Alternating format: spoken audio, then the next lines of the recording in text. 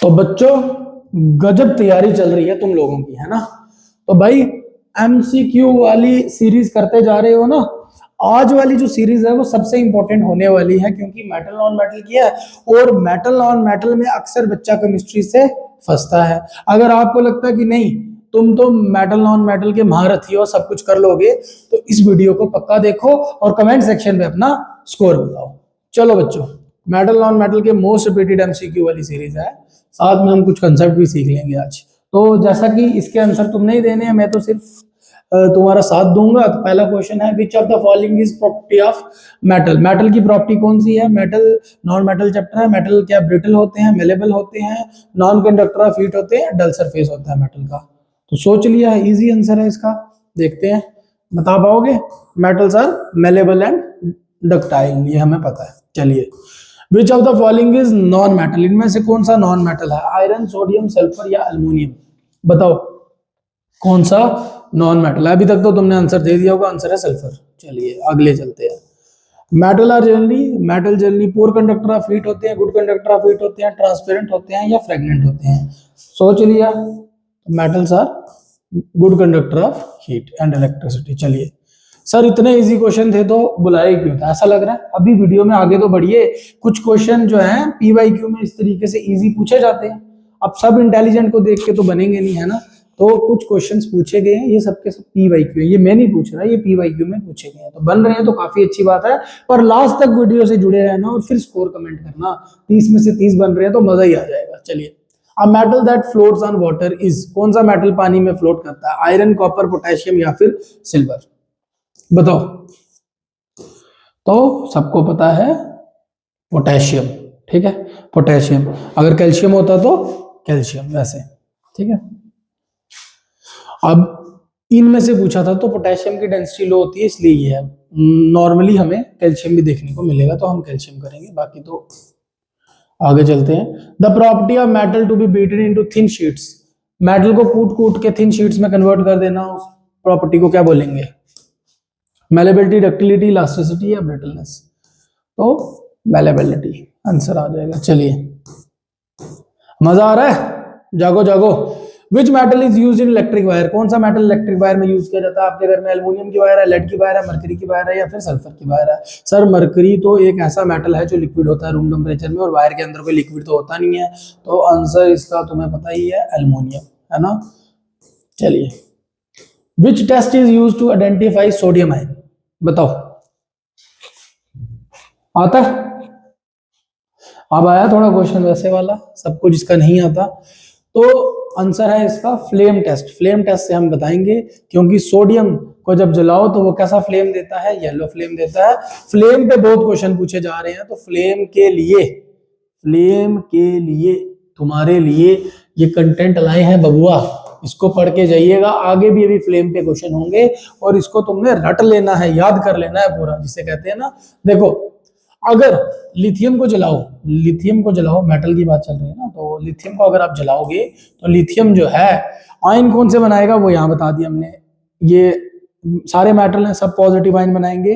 Calcium और copper जो है वो 2 पॉजिटिव बनाएंगे, बाकी सब के सब कैल्शियम और कॉपर जो है 2 पॉजिटिव बनाएंगे, बाकी सब के सब जो है वो सिंगल पॉजिटिव ही बनाएंगे। इतना तो हमें पता है, क्योंकि ये एक एक इलेक्ट्रॉन को लूज करते हैं। अच्छा, जो क्वेश्चन पूछेंगे, लिथियम का फ्लेम का कलर होता है क्रिम्सन। अब सारी क्रिम्सन क्या है? तो क्रिम्सन नहीं मिला तो डार्क रेड वहां पे होगा, डार्क रेड कलर को ही क्रिम्सन कलर कहा जाता है, ठीक है। सोडियम पे भी क्वेश्चन था, तो सोडियम का ब्राइट येलो या गोल्डन येलो पूछेंगे, ठीक है। पोटेशियम के लिए लिलैक या फिर पर्पल कलर की तरह जो कलर होता है उसी को लिलैक बोलते हैं। और ये बहुत बार पूछा गया बच्चों, ये वाला और सोडियम वाला काफी बार पूछा गया है, ठीक है। ये आपने याद रखना है। आपने हो सकता है क्लास में इसे मिस किया हो, बट अब इसे आपने याद रखना है। अच्छा, कैल्शियम, तो कैल्शियम जो कलर देगा वो देगा ऑरेंज रेड या फिर ब्रिक रेड, आपको ऑप्शन में देखने को मिल जाएगा। कॉपर, तो कॉपर जो है वो कलर देगा ग्रीन। कॉपर का तो सर कलर ग्रीन, ठीक है।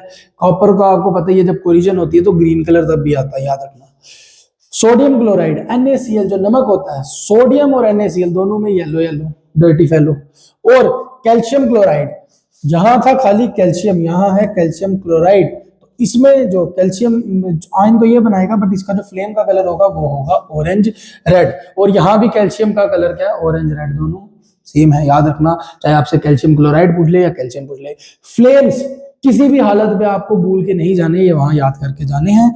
बाकी आप कुछ इंपॉर्टेंट वालों को ट्रिक से भी याद रख सकते हो कि आपके दोस्त ने कहा कि फरारी लेनी है, ठीक है ना, येलो फरारी उसने लेनी है, बोल रहा है फरारी में लूंगा, ली कौन सी उसने फरारी, रेड ना येलो, येलो वाली उसने नहीं ली। दूसरा दोस्त बोल रहा है क्यों, ग्रीन में ऐसा क्या था, क्यों ग्रीन में ऐसा क्या था। लास्ट में फाइनलाइज कर लेते हैं कि ओके पर्पल डन कर लो, ठीक है। तो फरारी के कलर से आप इसको याद कर सकते हैं कि दोस्त बोलता है कि एक दोस्त बोलता है मैंने ली फरारी रेड, वो बोलता है ना येलो, ली रेड ना येलो।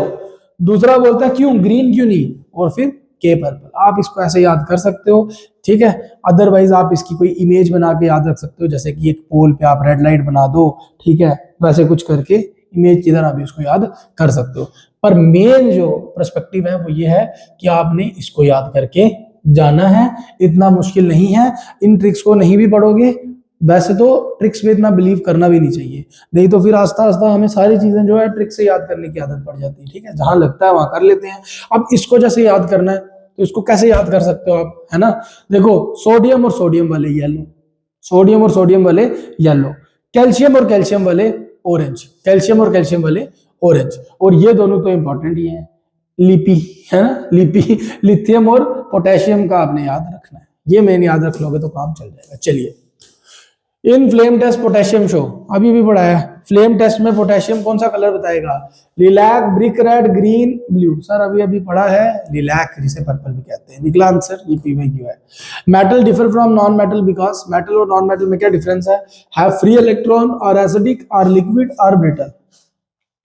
तो मेटल के पास होते हैं फ्री इलेक्ट्रॉन्स, है ना, तभी उनके ऊपर वो डोनेट कर देते हैं वो फ्री इलेक्ट्रॉन और उनके ऊपर पॉजिटिव चार्ज आ जाता है। चलिए question number 10, which metal react violently with water. पानी के साथ वायलेंटली कौन सा मेटल रिएक्ट करेगा रिएक्टिविटी सीरीज में जो टॉप पे होंगे, बताओ क्या आंसर होगा। आंसर होगा पोटेशियम, है ना। पोटेशियम सोडियम बड़े वायलेंटली विग्रेसली रिएक्ट करते हैं। Which metal does not react with dilute HCl, कौन सा मेटल है जो dilute HCl के साथ रिएक्ट नहीं कर रहा, ठीक है। तो पता आपको नॉर्मली मेटल जो है वो रिएक्ट कर जाते हैं HCl के साथ, कौन सा है जो नहीं, तो आंसर है कॉपर। अच्छा इससे बड़ा फेमस क्वेश्चन पूछते हैं कि मेटल नाइट्रिक एसिड के साथ क्या रिएक्ट करके कौन सी क्या बनाते हैं। तो नॉर्मली मेटल जब रिएक्ट करेंगे तो वो हाइड्रोजन गैस बनाएंगे, है ना। मेटल जब रिएक्ट करेंगे किसके साथ, एसिड के साथ। ये मैंने पढ़ा भी रखा है अलग से, आपने मेटल नॉन मेटल वाली वीडियो नहीं देखी तो उसे देख के आओ। मेटल जब भी रिएक्ट करेंगे एसिड के साथ तो वो बनाते हैं हाइड्रोजन गैस। बट मैग्नीशियम अगर सॉरी कोई भी मेटल अगर हमारा नाइट्रिक एसिड के साथ जब रिएक्ट करता है तो वो वहां पे क्या बना देता है, वहां पे बना देता है वाटर, वहां पे क्या बना देता है water instead of hydrogen gas. Metal non metal वाली वीडियो बच्चों देख के जाओ, मेटल नॉन मेटल से क्वेश्चन थोड़ा सा फंस के घुमा के आ सकता है। Property of metal to be drawn into wire is, कौन सी प्रॉपर्टी है मेटल की जिससे वायर में कन्वर्ट कर सकते हैं, सर ये पता है डक्टिलिटी। चलिए आगे, सोडियम फ्लेम कलर, सर अभी ये भी पढ़ा है, येलो येलो डर्टी फेलो, तो आंसर है yellow. Which non metal is use in fertiliser, fertiliser में कौन सा नॉन मेटल यूज किया जाता है बताओ, आंसर आएगा नाइट्रोजन, ठीक है। आगे, विच metal is use in thermite reaction, thermite reaction में कौन सा मेटल यूज किया जाता है, कौन सा मेटल यूज किया जाता है। सर थर्माइट रिएक्शन पढ़ी है, कंफ्यूजिंग लग रहे हैं ये वाले दो ऑप्शन, मुझे कंफ्यूजिंग लग रहे हैं, है ना। चलो बताओ, आंसर आएगा एल्युमिनियम, ठीक है। अब देखो ऐसा क्यों आएगा, पूछा है कौन सा मेटल, कौन सा मेटल। जब थर्माइट रिएक्शन होती है तो आयरन तो यूज हो रहा है, बट ये आयरन का ऑक्साइड है। जो मेटल हम यूज करेंगे वो होगा एल्युमिनियम, फिर ये आयरन हमें अलग से दे देगा। ये हमारी थर्माइट रिएक्शन पेपर के हिसाब से काफी इंपॉर्टेंट रिएक्शन है, और यहाँ पे जो मेटल यूज किया जाएगा वो होगा एल्युमिनियम। बढ़िया बच्चों, चलिए आगे चलते हैं। विच non metal show metallic character, कौन सा नॉन मेटल है जो मेटेलिक करेक्टर शो करेगा, कौन सा नॉन मेटल है जो मेटेलिक करेक्टर शो करेगा। हाइड्रोजन, ऑक्सीजन, सल्फर या नाइट्रोजन, बताओ। तो सर हाइड्रोजन, तभी तो वो मेटल के साथ रखा जाता है, ये एक नॉन मेटल है। चलिए, मेटल ऑक्साइड्स आर जनरली, तो मेटल के ऑक्साइड बच्चों कैसे होते हैं, एसिडिक, बेसिक, न्यूट्रल या फिर एम्फोटेरिक। तो मेटल के ऑक्साइड याद रखिएगा, मेटल ऑक्साइड जो है ना वो जनरली होते हैं बेसिक, एक्सेप्ट एल्युमिनियम और जिंक के ऑक्साइड जो कि होते हैं एम्फोटेरिक, ठीक है। और नॉन मेटालिक ऑक्साइड्स ये होते हैं एसिडिक इन नेचर। चलिए, non metal oxides are generally, अब सर बता दिया पहले तो इसका होगा एसिडिक इन नेचर। चलिए, which metal is liquid at room temperature, कौन सा मेटल लिक्विड होता है सर, पता है सबको, मरकरी। अगर यही याद आता कौन सा नॉन मेटल होता है लिक्विड रूम टेम्परेचर में, तो वो होता है ब्रोमीन। क्या होता है, ब्रोमीन। तो क्वेश्चन को ध्यान से पढ़ना है। Which metal react with steam, steam के साथ कौन सा मेटल रिएक्ट करने वाला है, कॉपर, मैग्नीशियम, सिल्वर या गोल्ड, बताओ। आपको पता है ना, रिएक्टिविटी स्टेट ऑफ मैटर पे भी डिपेंड करती है। कुछ जो है वाटर के साथ रिएक्ट करके अगर हाइड्रोक्साइड बना रहे हैं तो स्टीम के साथ रिएक्ट करके कुछ और बना देंगे, है ना। ऐसी वाली चीजें जो है हमने पढ़ रखी हैं। तो आंसर आ जाएगा मैग्नीशियम। मैग्नीशियम जो है वो स्टीम से रिएक्ट करता है। नीचे वाले ये जो बताए हैं ये तो वाटर से रिएक्ट नहीं करते। इससे हमें बच्चों ब्रह्मास्त्र तुम्हारा आ गया है। चलिए पहले इतना देख लेते हैं, अरे छोटा कर ले। हाँ एक काम करते हैं, छोटा ही कर लेते हैं भाई, पूरा एक साथ देखेंगे। स्क्रीनशॉट मारो इसका जल्दी से, ये कंटेंट यहीं पे मिलेगा। चलिए सर ऐसा क्या है कंटेंट में बच्चों, ये आपके सामने कुछ रिएक्टिविटी सीरीज और कैसे कैसे रिएक्शन होती है इसे ध्यान से आप देखिए। सबसे पहले रिएक्टिविटी सीरीज में हमारा आता है पोटेशियम सोडियम, है ना, मैं लिख देता हूँ पोटेशियम सोडियम कैल्शियम मैग्नीशियम। उसके बाद क्या आएगा, एल्युमिनियम जिंक आयरन, ठीक है। उसके बाद कॉपर Ag और Au। ये रिएक्टिविटी सीरीज है, याद करने की ट्रिक मैंने आपको बता रखी है, ठीक है। अभी हमने इसमें से कुछ एलिमेंट्स लिखे भी नहीं है क्योंकि हम कुछ और चीज पढ़ रहे हैं कि वाटर के साथ इनकी रिएक्टिविटी क्या होगी। तो बच्चों ये जो पहले तीन है ना, ये आपके रिएक्ट करेंगे कोल्ड वाटर से, याद रखिएगा। मैग्नीशियम है ना जो, ये आपका रिएक्ट करेगा हॉट वाटर से और कभी कभी स्टीम से भी कर जाता है, अलग अलग चीजें हैं, ठीक है। और ये जो हमारे तीन हैं अल्जनफी, है ना, एल्युमिनियम जिंक और आयरन, ये हमारे जो है ये रिएक्ट करते हैं स्टीम से। और ये जो नीचे वाले बुड़बकवा हैं ये वाटर से रिएक्ट ही नहीं करते। इन चीजों को तुम्हें याद रखना है।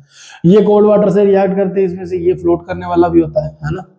ये चीजें हमें ध्यान रखनी है।